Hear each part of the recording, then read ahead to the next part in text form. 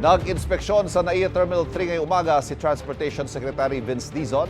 Silipin natin ang sitwasyon doon sa unang balita live. Pam Alec. Pam. Ivan, good morning. Dito sa NAIA Terminal 3 ay madaling araw pa lang. Marami na yung mga pasahero para sa morning flight.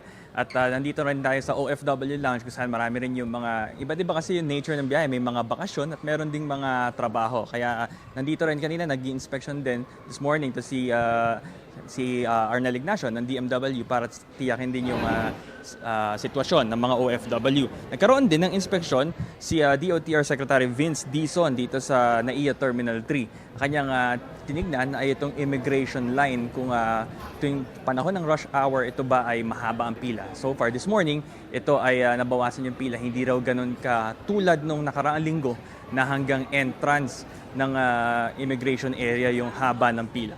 So ngayon, ito ang update natin dito. Babalik pa tayo para sa karagdagang mga detalye dito sa NAIA Terminal 3, Bam Alegre, para sa GMA Integrated News. Kapuso, huwag magpapahuli sa latest news and updates. Mag-iuna ka sa balita at mag-subscribe sa YouTube channel ng GMA Integrated News.